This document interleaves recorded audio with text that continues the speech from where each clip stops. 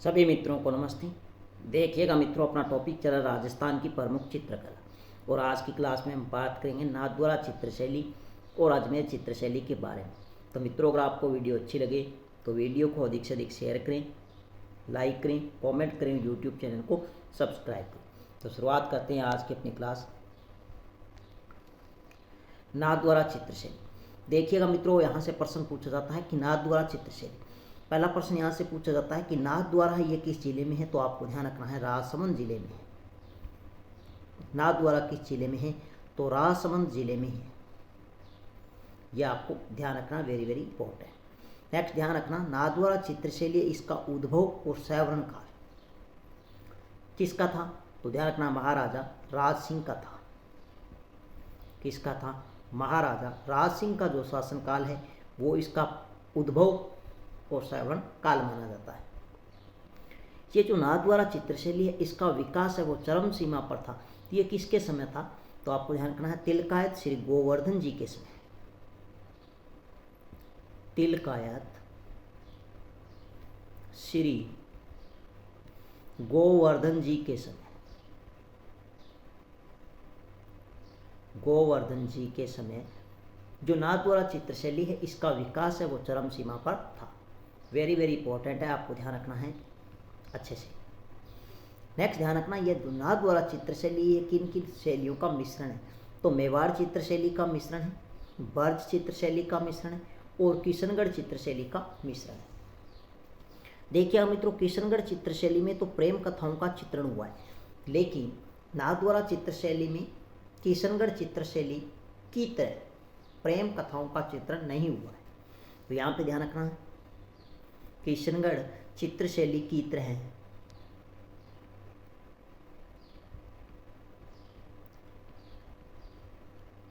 प्रेम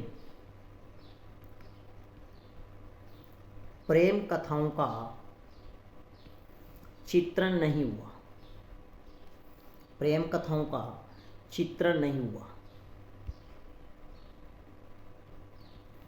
चित्रण नहीं हुआ,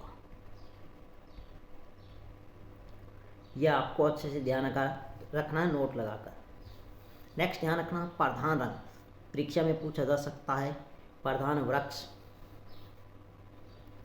वृक्ष की अगर हम बात करें तो यहाँ पर केले के प्रमुख वृक्ष है।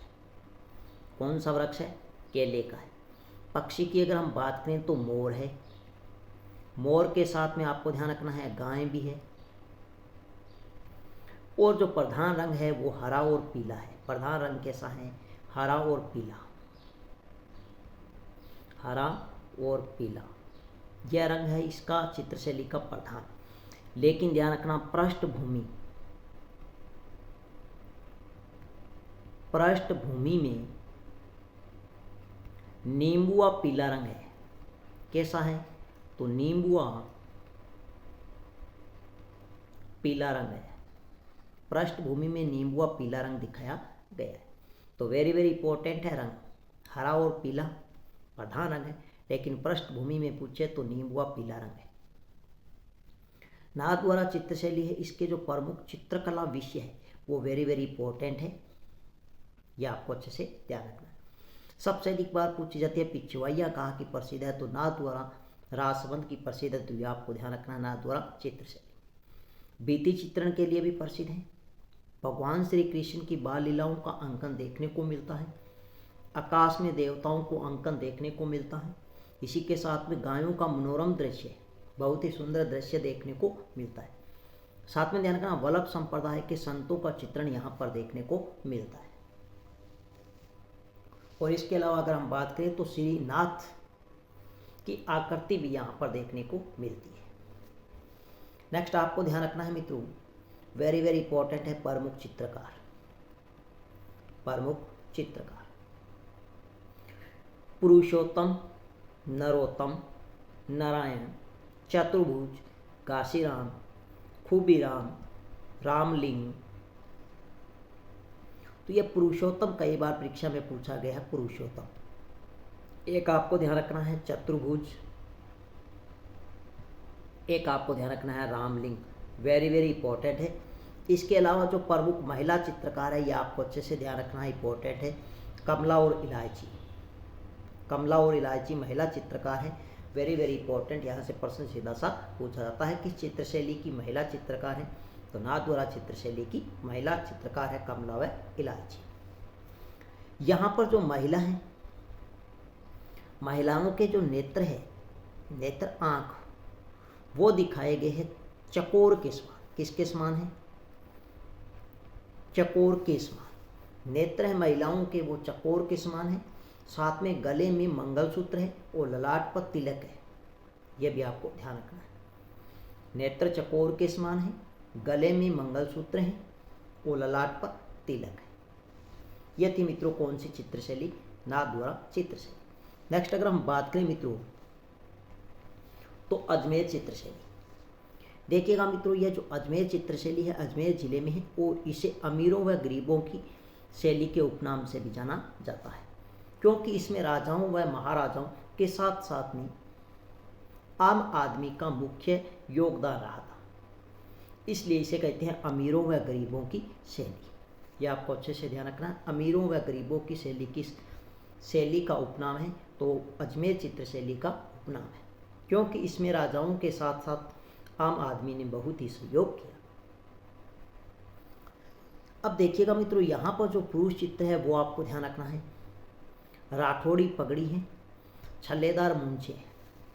छल्लेदार मूंछें कह सकते हैं या अपने बांकी मूंछें कह सकते हैं। कैसी कह सकते हैं? बांकी, छल्लेदार या बांकी मूंछें हैं, राठौड़ी पगड़ी है।